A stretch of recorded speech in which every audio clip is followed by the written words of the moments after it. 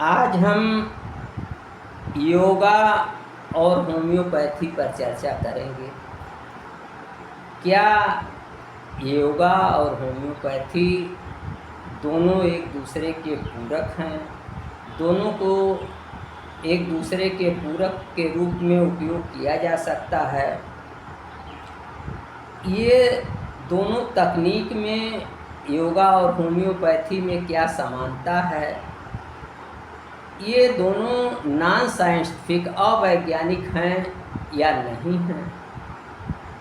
इन दोनों की व्याख्या विज्ञान से अभी संभव है वर्तमान में कि नहीं संभव है? इन सारी बातों की हम चर्चा करेंगे। साथ ही साथ ये भी चर्चा करेंगे कि ऑप्टिमल हेल्थ क्या चीज़ है, अनुकूलतम स्वास्थ्य क्या चीज़ है।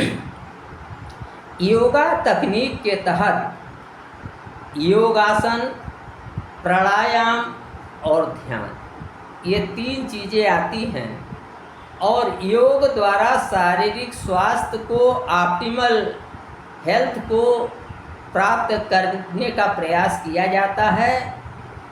योगा में बिना किसी औषधि के, योग से, प्राणायाम से और ध्यान से स्वास्थ्य को बेहतर करने के लिए होलिस्टिक अप्रोच, संपूर्ण समग्र स्वास्थ्य की उन्नति के लिए, जीवंतता के लिए योग का हम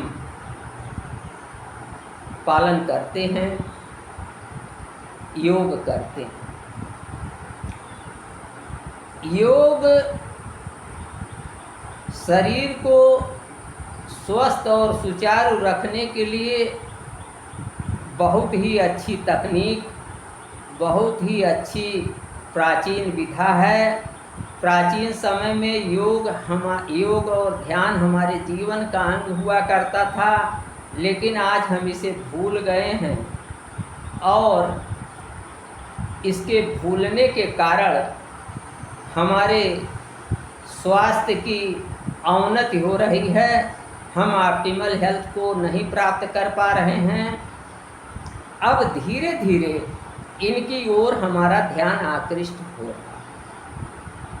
होम्योपैथी में होलिस्टिक समग्र स्वास्थ्य के विकास पर, शारीरिक, मानसिक और सामाजिक सभी प्रकार के आध्यात्मिक स्वास्थ्य के विकास पर बल दिया जाता है और योगा और होम्योपैथी दोनों में शरीर की प्रतिरोधक क्षमता बढ़ती है, वाइटल एनर्जी, जीवंतता, वाइटलिटी, शरीर की जीवंतता, वाइटलिटी, सक्रियता, ये योगा से बढ़ती है। और योगा से वाइटलिटी और सारी चीज़ें बढ़ने के कारण हमारे अंदर प्रतिरक्षा तंत्र मजबूत होने के कारण हम शारीरिक, मानसिक और सामाजिक रूप से योग से स्वस्थ रह सकते हैं। जहाँ तक प्रश्न उठता है कि योग विधा में विभिन्न क्रियाओं द्वारा शरीर की उन्नति कैसे होती है और होम्योपैथी में जो उच्च शक्ति की औषधियाँ हैं, जहाँ लेबोरेटरी में, प्रयोगशाला में किसी परीक्षण द्वारा उनका कोई ट्रेस तक नहीं निकाला जा सकता है, पाया जा सकता है, तो ऐसी स्थिति में होम्योपैथिक जो डाइल्यूशन है आज भी वैज्ञानिक रूप से अप्रमाणित है। व्यवहार में चूँकि इन विधाओं से हमारे स्वास्थ्य की उन्नति होती है और हम चरम स्वास्थ्य को प्राप्त करते हैं, इसलिए इनके महत्व और इनके कार्य को अवैज्ञानिक कहना मूर्खतापूर्ण बात होगी। अब रही बात कि समग्र स्वास्थ्य क्या चीज़ है। जब हमारा स्वास्थ्य, हमारा शारीरिक स्वास्थ्य, मानसिक स्वास्थ्य और सामाजिक स्वास्थ्य पूर्ण होता है, अपने उत्कर्ष पर होता है, अपने उच्चतम शिखर पर होता है, तो इसे हम ऑप्टिमल हेल्थ या अनुकूलतम स्वास्थ्य कहते हैं। योग और होम्योपैथिक दोनों विधाओं का उद्देश्य इस ऑप्टिमल स्वास्थ्य की प्राप्ति, अनुकूलतम स्वास्थ्य की प्राप्ति है।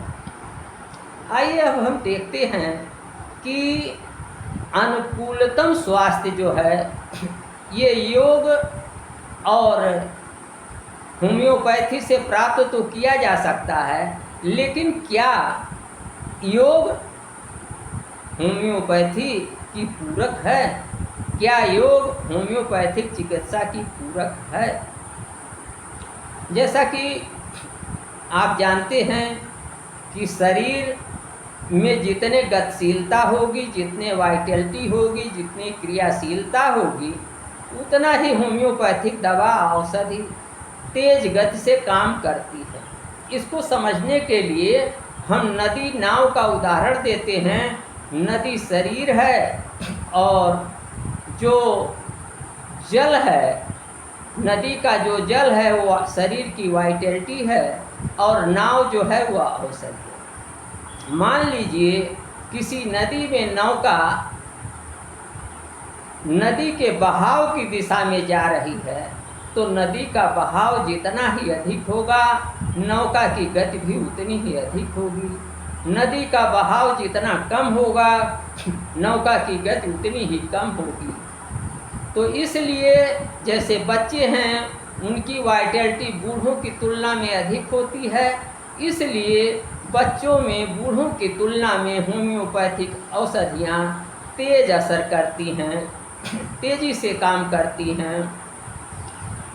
तो इस प्रकार यह समझा जा सकता है कि योग द्वारा शरीर की वाइटलिटी बढ़ती है, शरीर की प्रतिरोधक क्षमता बढ़ती है, और इन दोनों चीज़ों के बढ़ने से होता यह है कि शरीर की प्रतिरोधक क्षमता बढ़ने से शरीर की प्रतिक्रिया अच्छी होती है, और जब शरीर की प्रतिक्रिया अच्छी होती है तो होम्योपैथिक दवा अधिक असरदार होती है, बढ़िया प्रभाव डालती है। इसी प्रकार से हमारे शरीर की वाइटलिटी, हमारे शरीर की ऊर्जा जब बेहतर होती है, अच्छी होती है, तो होम्योपैथिक दवाएं भी अच्छा काम करती हैं और काफ़ी तेज़ी से काम करती हैं।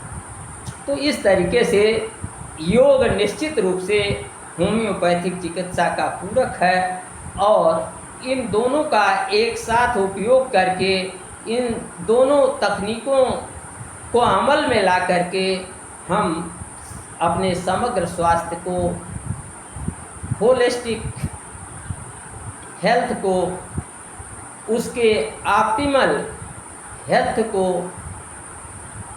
अनुकूलतम स्वास्थ्य को प्राप्त कर जीवन का आनंद ले सकते हैं और समाज को इसका लाभ दे सकते हैं।